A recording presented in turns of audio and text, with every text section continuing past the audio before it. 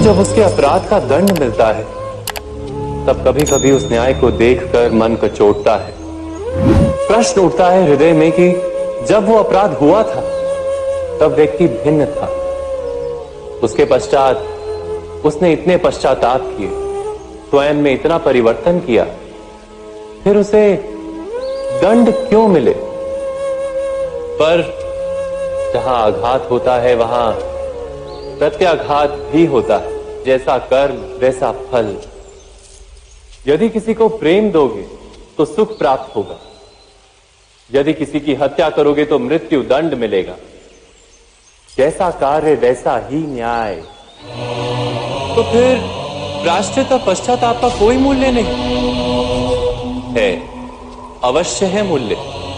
प्रायश्चित और पश्चाताप मनुष्य की आत्मा को बलवान करता है। आने वाले दंड को स्वीकार करने के लिए मनुष्य को तैयार करता है। उसकी आवश्यकताएं कम नहीं हो पाती और फिर इसी कमल की भांति मनुष्य भी टूट जाता है। तो फिर क्या करें? क्या किया जाए इस परिस्थिति में? जीवन स्तर बढ़ाना छोड़ दे? कदापि नहीं। किंतु जीवन स्तर बढ़ाने के साथ साथ ही अपनी आत्मशक्ति को सुदृढ़ करें। संकट का समय आने पर आप अपना जीवन कैसे व्यतीत करेंगे इसका अभ्यास करें, क्योंकि जीवन स्तर और जल स्तर तो घटते बढ़ते रहेंगे। ये आप पर निर्भर करता है कि आप इन दोनों के बीच का तालमेल कैसे सुनिश्चित करते हैं। राधे राधे। इस हीरे को देख रहे हैं आप? लाखों करोड़ों वर्षों तक धरती के गर्भ में रहने के पश्चात ये इतना कठोर बनता है, किंतु जब खान से निकाला जाता है कोयले की ही भांति होता है, श्वेत, कठोर, निस्तेज। किंतु जब इसे तराशा जाता है तब इसे तेज प्राप्त होता है और तब ये अपना मूल्य बढ़ाता है। संसार में मनुष्य के साथ भी यही होता है। मनुष्य की बुद्धि, मेधा, अनुभव उन वर्षों के कारण नहीं बढ़ती जो वर्ष हमने हमारे जीवन में व्यतीत किए, बल्कि उन क्षणों से निखरती है जब हमने कठिनाइयों का सामना किया, चुनौतियों का सामना किया, संकटों का सामना किया, छल और पीड़ा से। इसलिए यदि आपके जीवन में आपके सामने संकट आए, चुनौतियां आए, पीड़ा आए, तो उसे भयभीत मत होइएगा, उसका स्वागत कीजिए, क्योंकि यही परिस्थितियां आपको वो अनुभव देगी जो आपको प्रबुद्ध करे। राधे राधे। प्रकृति ने हर जीव में एक भाव भरा है ताकि वो निश्चल ना रहे, कुछ न कुछ कर्म करता रहे, और वो भाव है भूख। संसार में हर जीव, हर पशु, पक्षी, प्राणी परिश्रम करता रहता है अपनी इस भूख को मिटाने के लिए। परंतु क्या अन्य जीवों की भांति मनुष्य की भूख भी पेट तक ही सीमित रहती? तन की भूख मिटाते मिटाते कब ये भूख मन और माया की तृष्णा में बदल जाती है पता ही नहीं चलता। और अधिकतर ये तृष्णा धन संग्रहित करने तक ही रह जाती। अपना जीवन जीना छोड़कर किसके लिए ये धन संग्रहित कर रहे हैं? आने वाली पीढ़ी के लिए। बड़ी विचित्र बात है। अपना जीवन जीना छोड़कर धन संग्रहित करते करते अपने जीवन का सुख भी मिटा रहे हैं और आने वाली पीढ़ी को कर्म करने से भी बाधित करते। पूत कपूत तो क्यों धन संचय, पूत सपूत तो क्यों धन संचय। अपनी संतान को संस्कार दीजिए, धन नहीं। यदि संतान संस्कारी हो तो अपना स्वयं का एक संसार बना लीजिए। यदि असंस्कारी हो तो आपका बना बनाया संसार यूं ही नष्ट कर दे। इसलिए जीवन में यदि कुछ संचय करना है तो ज्ञान संचय कीजिए, प्रेम संचय कीजिए, और मेरे साथ प्रेम से कहिए, राधे राधे। जीवन को रथ कहा जाता है, किंतु क्यों? अब आप कहेंगे कि इसलिए क्योंकि जीवन भी रथ की ही भांति चलता रहता है। किंतु कभी आपने इस रथ को समझने का प्रयास किया? रथ में आगे अश्व होते हैं और पीछे पहिए। ये अश्व आपके कर्म और ये पहिए कर्मफल। ये अश्व जहां जाते हैं, ये पहिए उसी के पीछे पीछे आते हैं। यदि आपके अश्व यानी आपके कर्म शुभ सरल मार्ग पर चले तो आपकी यात्रा आनंदमय होगी। यदि दुष्कर्म के बुरे पथ पर चले तो आपकी यात्रा गड्ढों और झटकों से युक्त होगी। अब चयन आपका है, आप क्या चाहते हैं? आपकी यात्रा आनंदमयी हो या पीड़ादायी? अपने कर्मों के अश्वों को नियंत्रण में रखें। फल का पहिया सदैव आपको मधुर रास ही देगा। बताइए श्रेष्ठ कौन? रेशम के धागे बनाने वाला या उन धागों को बुनकर वस्त्र बनाने वाला? निश्चित रूप से वस्त्र बनाने वाला। अब बताइए श्रेष्ठ क्या है? माटी को पूरे तट पर बिखेर कर रख देने वाली बाढ़ या उस माटी को समेट कर उसी से एक मूर्ति बनाने वाला मूर्ति का? निश्चित रूप से मूर्ति का। अब बताइए श्रेष्ठ कौन है? देवताओं और दानवों का वो दल जिन्हें अमृत प्राप्ति के लिए इस संसार में हलाहल फैला दिया, या वो महादेव जिन्होंने इस हलाहल को सूक्ष्म करके अपने कंठ में समाहित कर लिया? निश्चित रूप से महादेव श्रेष्ठ। इसी प्रकार संसार में छोटी छोटी बातों को बड़ा करने वाले श्रेष्ठ नहीं होते, क्योंकि छोटी छोटी नोकझोंकों को द्वंद्व में परिवर्तित करना बड़ा ही सरल है। किंतु श्रेष्ठ सदैव वो होता है जो बड़े से बड़े युद्ध को समझौता बनाकर समाप्त कर दे। राधे राधे। संसार में सबसे कठिन कार्य क्या है? कोई कहेगा पर्वत पर चढ़ना, कोई कहेगा तैरना, कोई कहेगा उड़ना। किंतु क्या यह वास्तव में कठिन है? असल में देखा जाए तो बस ये थोड़े भिन्न है। जो कर्म हमारे लिए करना थोड़े भिन्न हो, हम उसे कठिन समझ लेते हैं। जैसे तैरने की कला भिन्न है।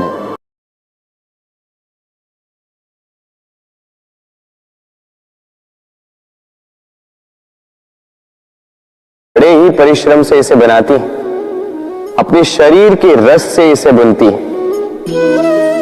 क्या आप इसका उद्देश्य जानते हैं? आखिर मकड़ी इन जालों में नन्ही कीटों को फंसाकर उन्हें अपना भोजन बना लेती है।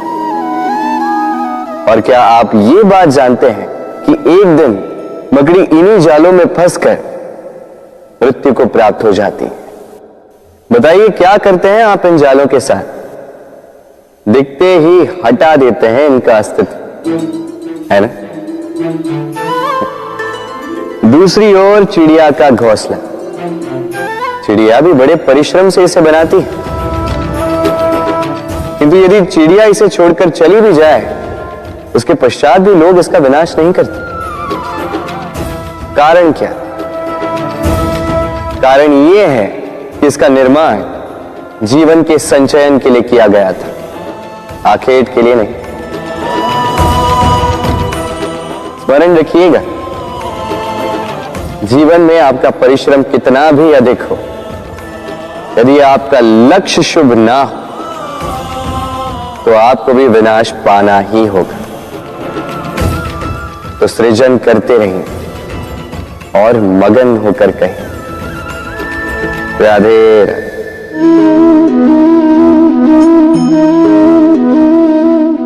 आपके विचार से मैं क्या कर रहा हूं? आप कहेंगे मैं दीपक जला रहा। सही, किंतु प्रश्न ये उठता है कि क्या मैंने आपसे कहा कि ये दीपक है? नहीं। क्या इस दीपक ने स्वयं अपना परिचय आपको दिया? नहीं। फिर आपने कैसे जाना कि ये दीपक है? उत्तर है प्रकाश, जो स्वयं जल कर अंधकार में संसार को राह दिखाए, वो दीपक है। जो निराशा में आशा की ज्योत दिखाए, वो दीपक है। दूसरी ओर सर्प है, जो दिखे नहीं, बस फुफकार दे तो लोग भयभीत हो जाते हैं। अर्थात व्यक्ति का परिचय उसके कर्मों से मिलता है। इसलिए आपको ये बताने की आवश्यकता नहीं कि आप कौन हैं। ये आपके कर्म ही निश्चित करेंगे कि लोग आपसे दीपक समझकर प्रेम करेंगे या सर्प समझकर भयभीत रहेंगे। राधे राधे। समय कितना विचित्र होता है। समय हमारे साथ हो तो हम स्वयं को राजा मान लेते हैं। वही समय यदि विरुद्ध हो जाए तो रंक बनने में समय नहीं लगता। इसलिए मनुष्य की एक आदत होती है, बुरे समय के लिए कुछ बचा कर रखता है। संबंधी, मित्र बुरे समय में साथ छोड़ देते हैं। यश, मान बुरे समय में चला जाता है। तो व्यक्ति सोचता है क्यों ना धन संचय कर। धन का तो कोई मन नहीं होता जो समय आने पर बदल जाए। संसार कहता है कि धन का संचयन करते रहो, बुरे समय में काम आएगा ही। मैं कहता हूं शुभ कर्म करते रहो, आनंदित रहो, स्वयं पर और ईश्वर पर विश्वास रखो, बुरा समय कभी आएगा ही नहीं। राधे राधे। प्रकृति ने मनुष्य को एक विशेष शक्ति दी है, अन्य जीवों से अधिक शक्ति दी, स्मरण शक्ति। यही शक्ति मनुष्य को अन्य जीवों से भिन्न बनाती, इतिहास लिखने की प्रेरणा देती, ज्ञान को पीढ़ी दर पीढ़ी आगे भी बढ़ाती। और जो भूल जाते हैं अधिकतर रूप से वो उपहास और दया के पात्र बन जाते हैं। परंतु क्या यही पूर्णतः सत्य है? नहीं। यही स्मरण शक्ति मनुष्य के विकास में सबसे बड़ी बाधा भी बन जाती है, उसके चित्त को दूषित कर देती है। बुरे अनुभव, किसी का दिया गया धोखा, किसी का किया गया कटाक्ष मनुष्य भुला नहीं पाता और फिर लग जाता है प्रतिकार में। पहले समय नष्ट करता है प्रतिकार की तैयारी में, फिर समय नष्ट करता है प्रतिकार का अवसर ढूंढने में। यदि संतोष पाना है, यदि जीवन में आनंद पाना है, तो स्मरण शक्ति का सदुपयोग कीजिए। अपनी स्मरण शक्ति को केंद्रित कीजिए केवल अच्छी बातों और अच्छी यादों की ओर। जीवन में प्रसन्नता आए। राधे राधे।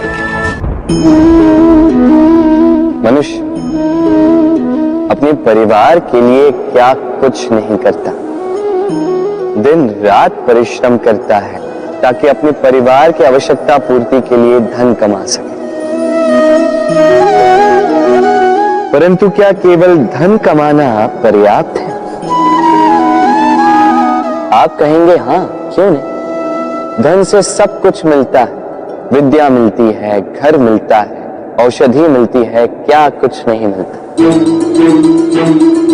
ये सब एक सीमा तक ठीक है, किंतु तनिक मन से सोच के देखिए, जब बालक रोगी होता है तो वो उस कड़वी औषधि को क्यों पी लेता है? इसलिए क्योंकि उसके पिता ने उस औषधि को धन से खरीदा? नहीं, बल्कि इसलिए क्योंकि उसके सामने खड़ा उसका पिता, उसे उन पर विश्वास है।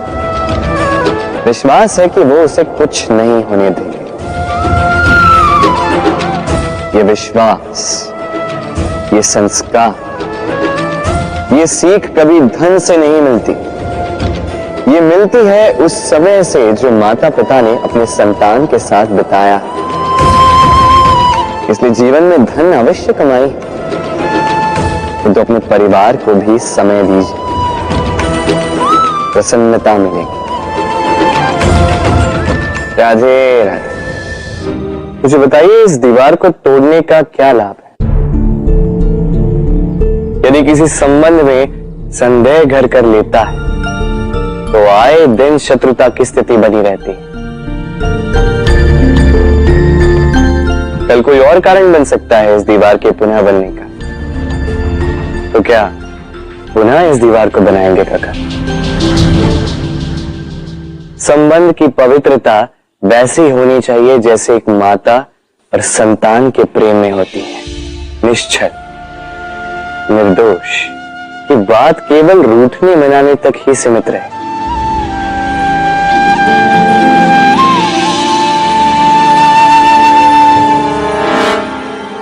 और कोई भी घुसपैठिया आकर भावों को दूषित न कर पाए। ना कोई वस्तु, ना कोई परिस्थिति, ना कोई व्यक्ति, कोई उन्हें अलग न कर पाए काका। सोचिए, यदि ये दीवार पुनः बननी है तो इसे तोड़ा ही क्यों जाए? यदि मन में एक अटूट संबंध स्थापित करने का दृढ़ निश्चय ही ना हो तो क्यों तोड़े इस दीवार को? बताइए, है विश्वास, है अटूट विश्वास कि ये संबंध कभी ना टूटेगा? यदि है तो तोड़ दीजिए इस संसार में। पति पत्नी का संबंध सबसे बड़ा संबंध माना जाता है और है भी। सप्तपदी लेकर 7 जन्मों तक दोनों एक दूसरे के साथ जुड़ जाते हैं, एक दूसरे के अर्धांग बन जाते हैं। अर्धांग अर्थात अर्ध अंग। क्या इसका महत्व आप समझ पा रहे हैं? अपना समस्त जीवन किसी के साथ बांटना। किंतु क्या संसार के सारे पति पत्नी एक दूसरे के साथ अपना समस्त जीवन बांट सकते हैं? क्या इसमें सभी सक्षम रह पाए हैं? अपना जीवन किसी और के साथ बांटने के लिए सबसे महत्वपूर्ण बात है स्वीकृति, स्वीकार करना। सामने वाले व्यक्ति को स्वीकार करना, उसकी अच्छाइयां भी, उसकी बुराइयां भी। संपूर्णतः रूप से व्यक्ति को स्वीकार करना होगा, तभी ये संबंध बढ़ेगा, तभी ये संबंध और भी सुंदर बनेगा। एक दूसरे के दोष ढूंढना, उन्हें गिनाना, ये केवल और केवल एक ही कार्य करता है, इस संबंध के जीवन का नाश करता है। बस बदले में होना ये चाहिए, एक दूसरे के दोष समझकर उन्हें आभास करवाए बिना उन्हें सुधार देना चाहिए, उनकी कमियों को उनकी शक्ति बना देनी चाहिए। यही तो होता है दाम्पत्य, यही होता है बुराइयों का दमन और यही होता है गुणों का उदय।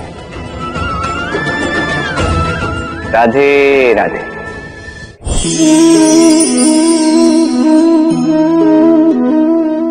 कंकड़ इतना छोटा सा कि उंगली पर आ जाए, किंतु सोचिए यदि यही कंकड़ आंख में लग जाए तो कितनी बड़ी समस्या बन जाता है।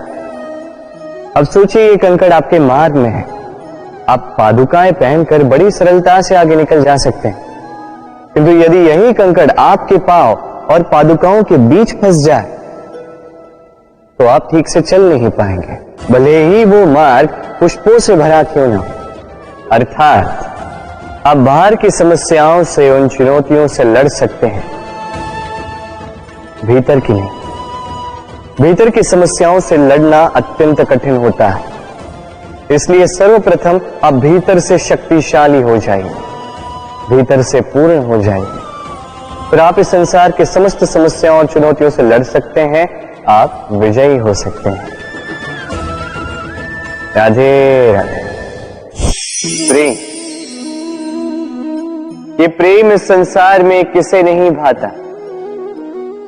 हर किसी ने प्रेम का अनुभव किया ही। हर कोई जानता है ये प्रेम कितना सुंदर है, क्यों ना? ये प्रेम भाव इस संसार में सबसे शक्तिशाली भाव। अब हर शक्ति के साथ आते हैं कुछ उत्तरदायित्व। अब जैसे ही ये उत्तरदायित्व हमारे जीवन में आते हैं, हम सर्वप्रथम प्रेम को भूल जाते हैं। फिर हमें ये प्रेम, ये बोझ लगने लगता है। किंतु इस संसार का सत्य तो यही, हर प्रसन्नता के साथ उत्तरदायित्व आएंगे जिसका पालन हमें करना ही होगा। अब यदि मैं आपको उदाहरण दूं, आपके बगीचे में आप चाहते हैं कि एक सुंदर सा पुष्पों से भरा हुआ वृक्ष आए, तो सर्वप्रथम उसके लिए आपको जल और धूप का आयोजन करना होगा। उसके जड़ों पर दीमक ना लगे, ये आपको सुनिश्चित करना होगा। उसके आसपास उगी खरपतवार, वो आपको हटानी होगी। उसी के पश्चात तो आपके उस बगीचे में वो सुंदर पुष्पों से भरा वृक्ष आएगा। क्यों? इसी प्रकार होता है प्रेम भी। सर्वप्रथम आपको इसमें समर्पण का खाद जल डालना होगा। अविश्वास और संदेह, इसकी खरपतवार आपको हटानी होगी और विश्वास की ये जड़ें कभी ना दुर्बल पड़े, ये आपको सुनिश्चित करना होगा। उसी के पश्चात प्रेम का वास्तविक सुख आप अनुभव कर पाएंगे। राधे राधे। प्रेम, प्रेम क्या है सभी जानते हैं।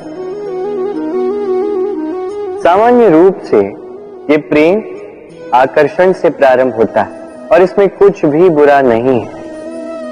महत्वपूर्ण बात यह है कि इस प्रेम का लक्ष्य क्या है।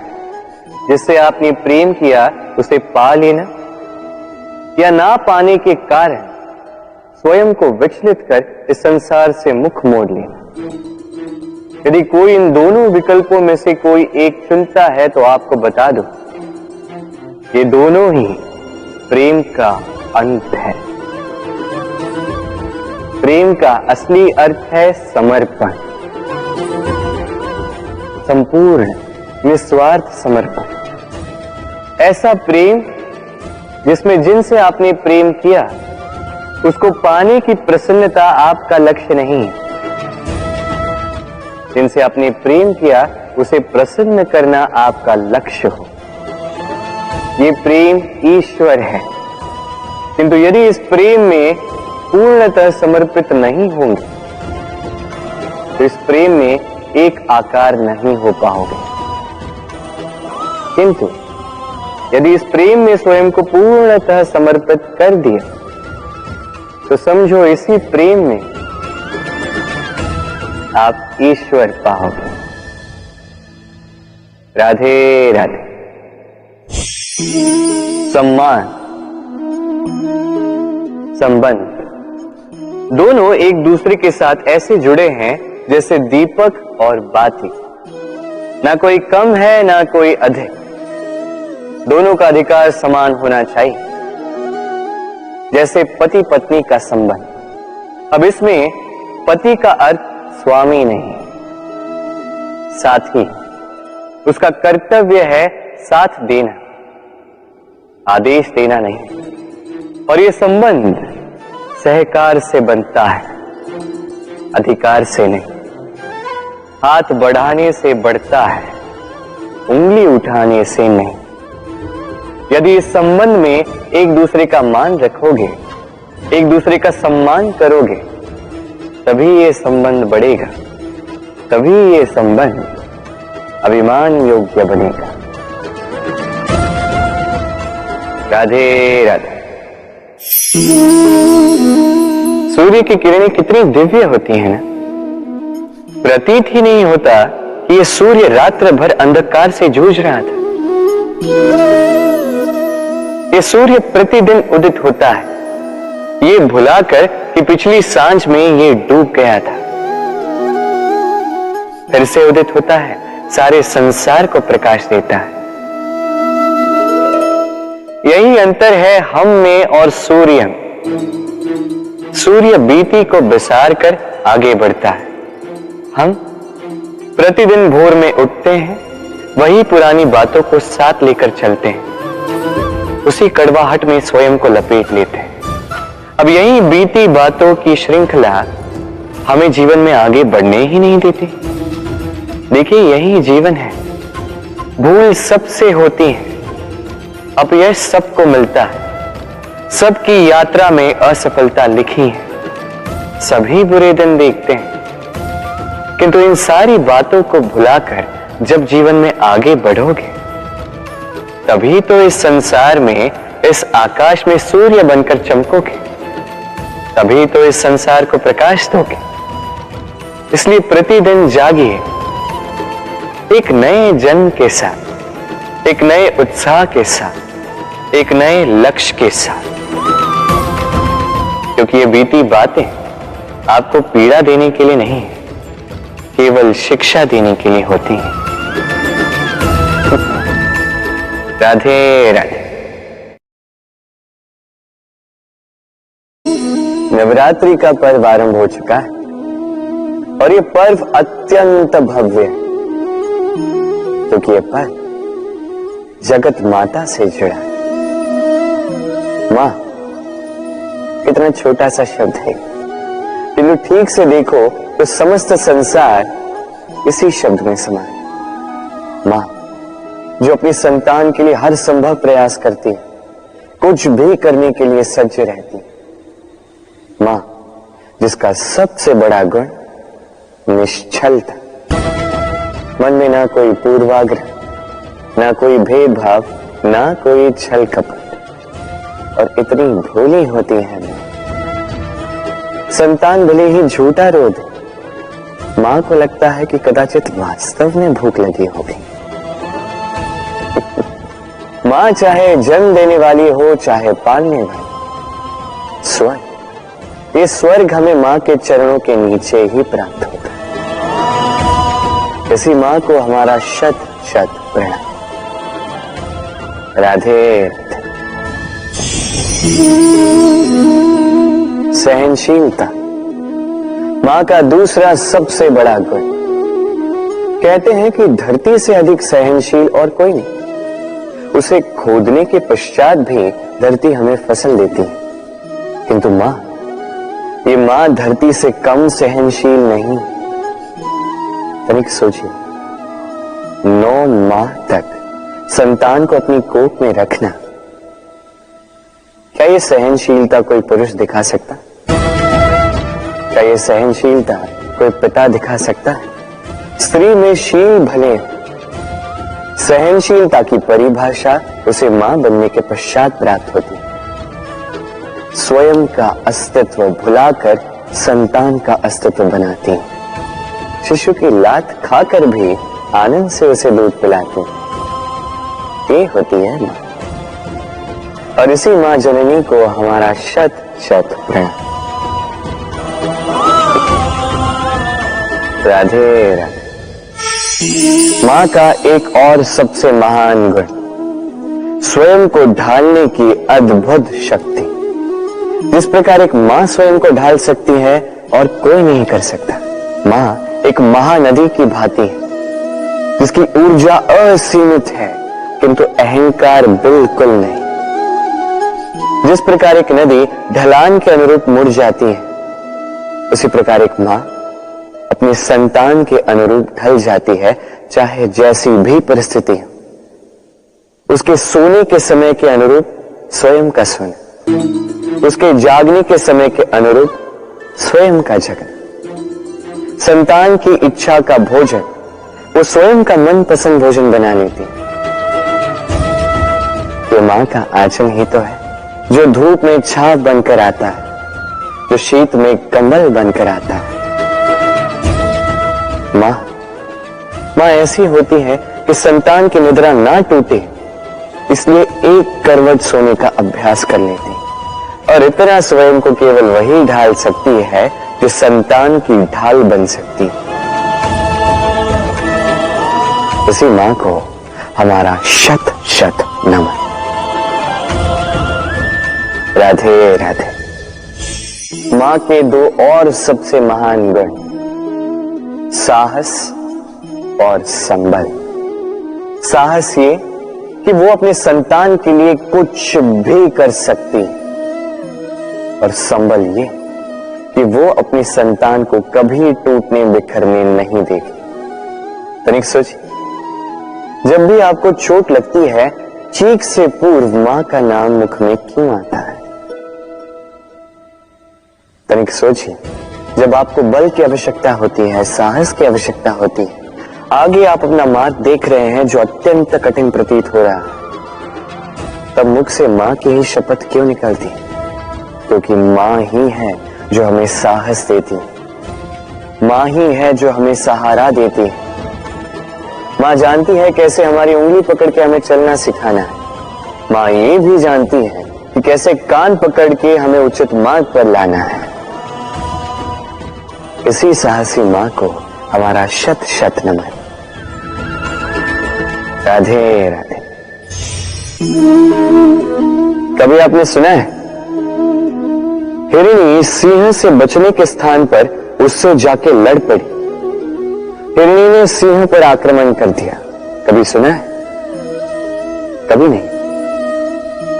किंतु ऐसा हो सकता है, ऐसा होता भी है, और ये होता तब है जब हिरणी के शावक संकट में हो।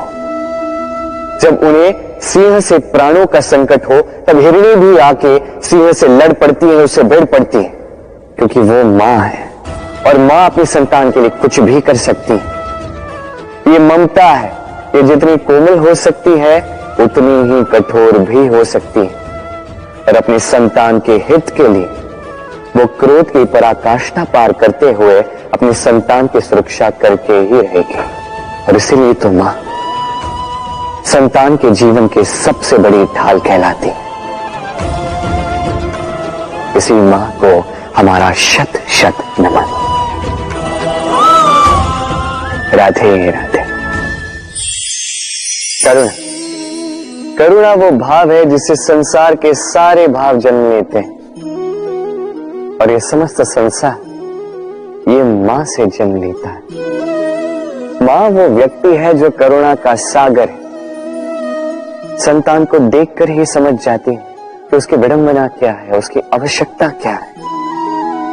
संतान के नेत्रों में यदि अश्रु दिखे, वो देखकर ही समझ जाती है कि उसके शरीर के कौन से भाग में उसे चोट लगी है। संतान के बिना कहे मां समझ जाती है कि आज भोजन में संतान क्या खाएगी। ये होती है मां। मां करुणा का सबसे बड़ा रूप है। और आज के युग में मनुष्य जो है, थोड़ा भी आगे क्यों ना निकल जाए, मां को तो पीछे ही छोड़ देता, मां को भूल ही जाता है। ये भूल आप कभी ना करें, कभी ना करें, क्योंकि मां वो करुणा है जो यदि आपके जीवन से चली गई, उसके पश्चात आप जीवन अवश्य जिएंगे, किंतु कभी जीवन जी नहीं पाएंगे। उसके पश्चात आपके जीवन से आपका ये मूल्यांकन, आपके जीवन से करुणा का ये भाव, ये भी आप खो दोगे। आपकी मां सबसे अधिक महत्वपूर्ण है। यदि मां को खो दिया तो समझ लीजिए सब कुछ खो दिया। इसलिए मां को सदैव स्मरण रखिए, सदैव उसे प्रेम दीजिए, और मेरे साथ कहिए राधे राधे। आज विजयदशमी, वो दिन है जब श्री राम ने रावण का वध किया। वो दिन है जब श्री राम ने लंका पर विजय प्राप्त की। लोग कहते हैं कि ये अच्छाई की बुराई पर विजय का प्रतीक है। इसे देखने का एक और रूप भी है। जी हां, ये प्रेम के विजय का भी प्रतीक है, ये परिवार के विजय का भी प्रतीक है। आपको तो ज्ञात होगा ही कि रावण महाज्ञानी था, महाशक्तिशाली था, महादेव का परम भक्त था रावण। अब जो व्यक्ति कैलाश पर्वत उठा सकता था, वो व्यक्ति स्वयं एक कटे हुए वृक्ष की भांति श्री राम के चरणों में गिरा हुआ था। क्यों? क्योंकि राम के साथ लक्ष्मण थे, वही रावण के साथ विभीषण भी नहीं था। एक और परिवार में बढ़ता प्रेम था, तो दूसरी ओर परिवार में बढ़ती तरह। स्मरण रखिए, यदि संसार पर विजय प्राप्त करनी है तो सर्वप्रथम परिवार में प्रेम बनाए रखना होगा। परिवार में केवल प्रेम बढ़ाइए, द्वेष कभी नहीं।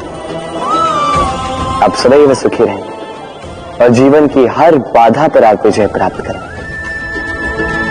राधे राधे। देखिए, कल जो आने वाला है उसके लिए आज को व्यर्थ करना अनुचित है। हमें इस प्रकृति से यही सोच, यही सीख पानी चाहिए। आज का ये क्षण ये कल नहीं आएगा, और कल जो क्षण आने वाला है वो आज को किसी भी प्रकार से प्रभावित नहीं करता। बस इसी सीख को ध्यान में रखते हुए आप सभी निश्चिंत रहिए।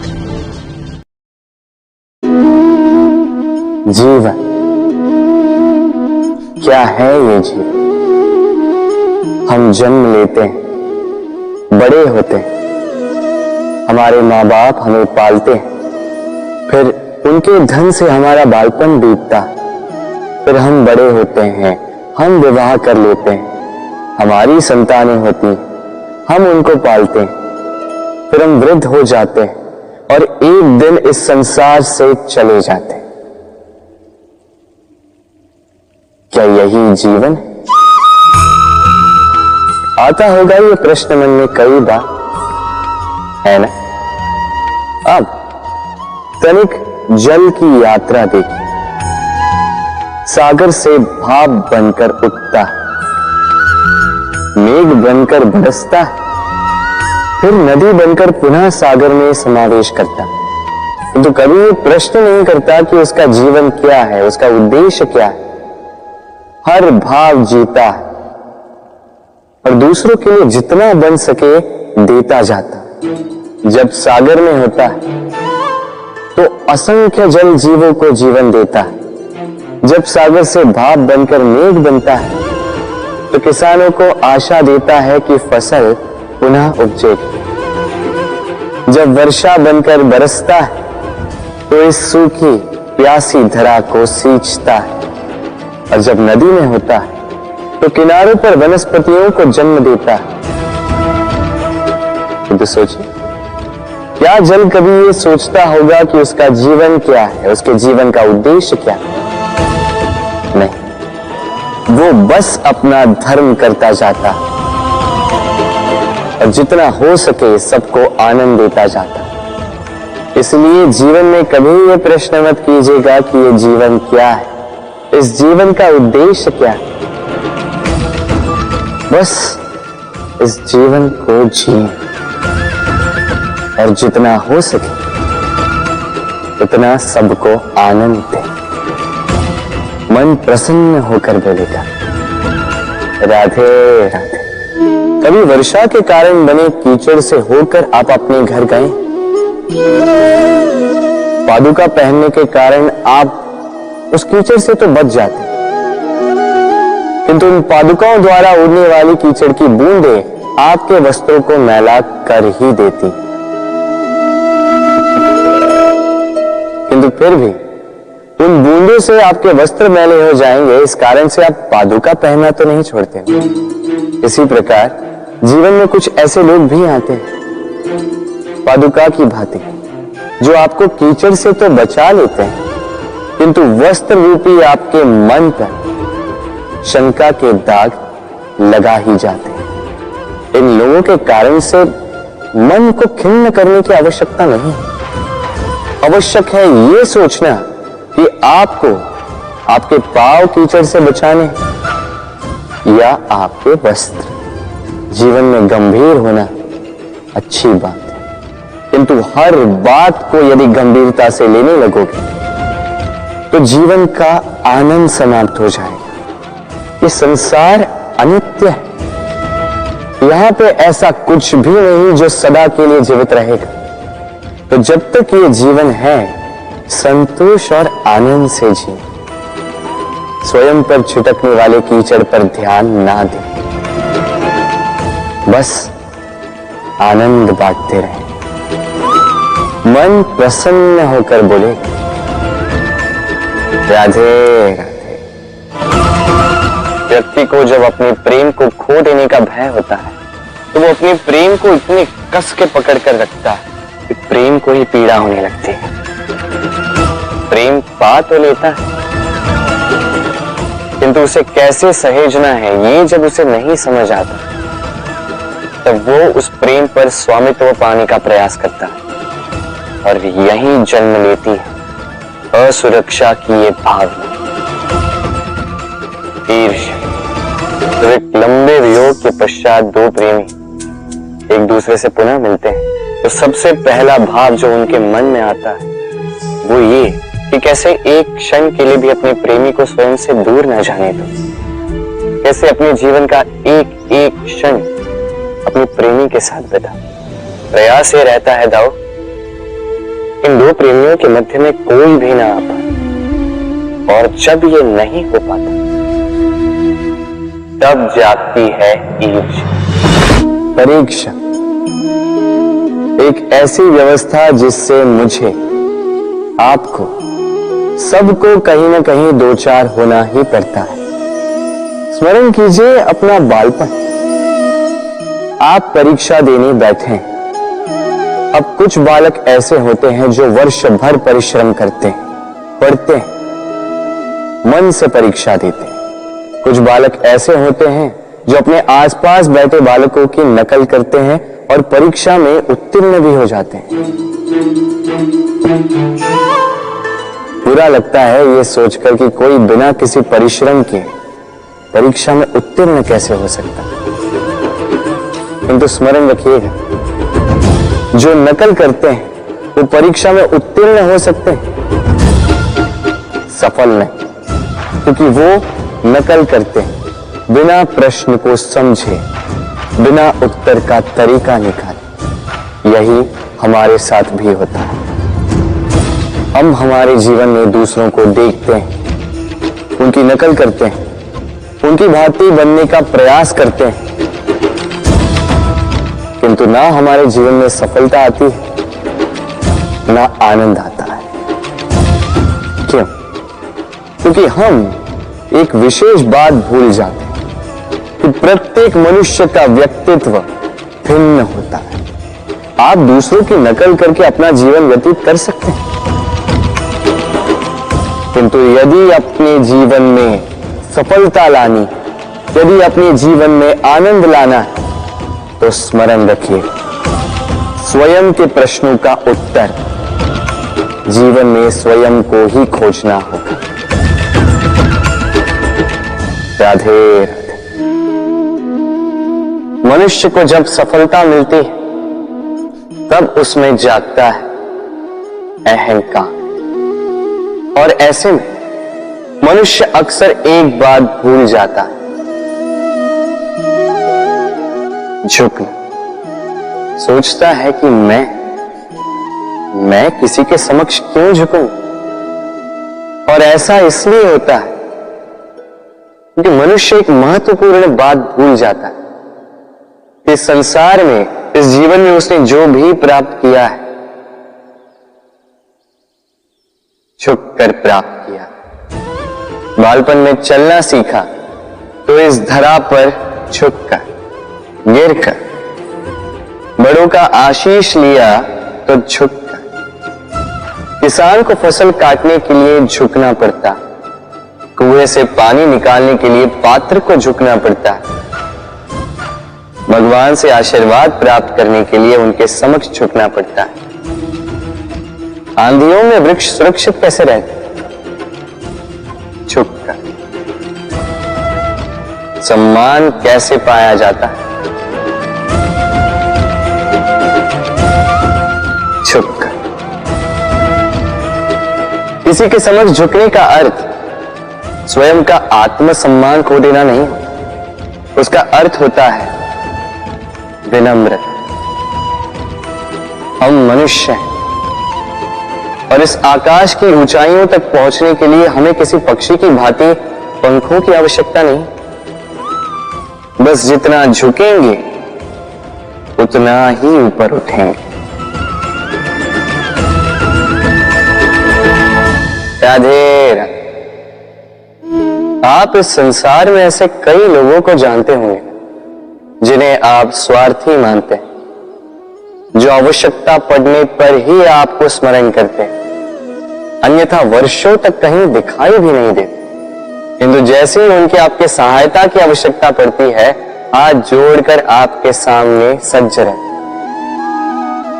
बड़ा क्रोध आता है ना इनको, मन खिन्न हो जाता, मन से यह स्वर निकलता है कि इस व्यक्ति की सहायता न करें, किंतु ऐसा कभी मत कीजिए। आप सोचेंगे क्यों कह रहा हूं मैं ऐसा। स्मरण रखिएगा, दीपक का स्मरण व्यक्ति केवल तभी करता है जब अंधकार गहरा हो जाता है।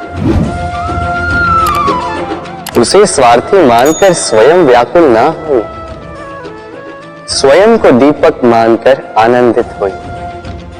भाग्यवान समझिए खुद को कि किसी को आवश्यकता पड़ने पर आपकी याद आए कि आप इस संसार में किसी की सहायता करने योग्य हैं। इस जीवन में किसी के स्वार्थी होने से स्वयं का दृष्टिकोण न बदले। राधे राधे।